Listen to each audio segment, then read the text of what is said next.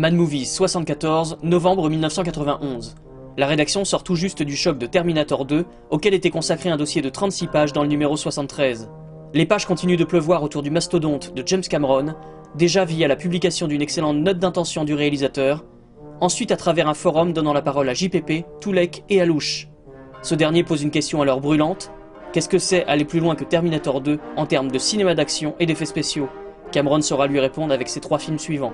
Plus modeste mais lui aussi pourvu de belles prouesses techniques signées ILM, Rocketeer de Joe Johnston hérite de 6 pages, dont une critique polie signée Toulek, qui regrette que la nostalgie du serial ait finalement nui à l'ampleur des enjeux dramatiques. 2 entretiens suivent, d'une part avec le jeune premier Bill Campbell, d'autre part avec Jennifer Connelly, qui revient autant sur le tournage de Rocketeer que sur Hotspot, et Il était une fois en Amérique. Toujours dans le registre familial, la Mad Team donne un avant-goût du Hook de Spielberg, qui héritera 4 mois plus tard d'un dossier de 10 pages et d'une critique incendiaire de Guinbert. Pour l'heure, Cyril Giraud se contente de retracer la jeunesse tourmentée du projet, et les dessous financiers de l'affaire sont assez passionnants à suivre. Enfin, Burrell et Toulek s'intéressent sur 4 pages à un potentiel retour en grâce de Rutger Hauer, via Split Second et Wedlock, des séries B oubliées aujourd'hui, qui rendent ce numéro 74 d'autant plus précieux.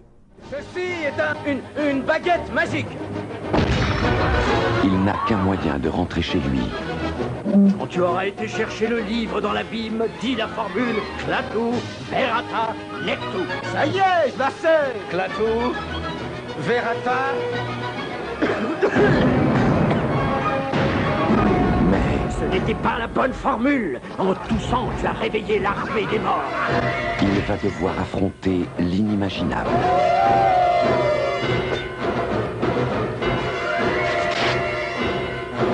Et tu, moi?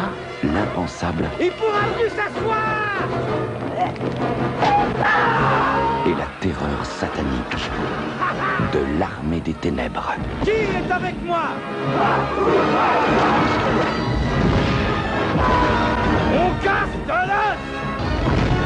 Pas de quartier. Touché. C'est moi. Manqué. C'est commode, un fusil. Après les fameux Evil Dead et Evil Dead 2, le 3e chapitre. Les sacs d'os, saluez le 21e siècle. L'armée des ténèbres.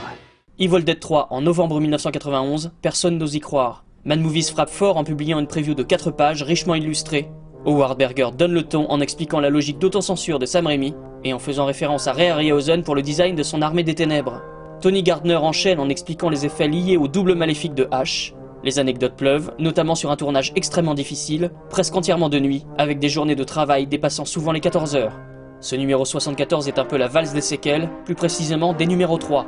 Critters 3, déjà, se dévoile en 2 pages pleines de photos prometteuses, mais les superbes créatures des Kyodo ne suffiront pas à sauver le navire. Hellraiser 3 suit, pour lequel Toulek ne cache pas son enthousiasme. Il faut dire que les premiers clichés font envie, de même que la générosité affichée par le réalisateur Anthony Cox. Histoire de Fantôme Chinois 3, enfin, donne l'occasion d'analyser un peu les méthodes de travail d'un Tsui Hark, lorgnant de plus en plus vers les techniques d'effets spéciaux chères à Hollywood. Autre suite, autre mœurs, la fin de Freddy, l'ultime cauchemar, s'apprête à envahir les écrans.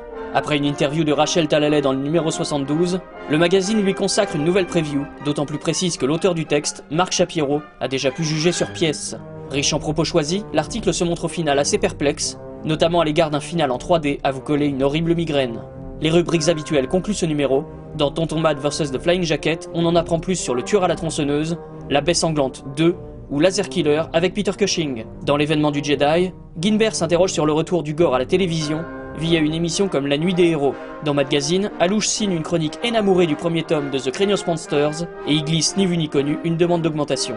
Dans les notules, on apprend que Stuart Gordon devrait tourner un remake de l'invasion des profanateurs de sépulture qui se déroulerait dans une base militaire, que James Cameron devrait signer The Minds of Billy Milligan avant Spider-Man, et que la nouvelle trilogie Star Wars, composée de Clone Wars 1, Clone Wars 2 et Coming of the Empire, pourrait entrer en tournage avant la fin des années 90.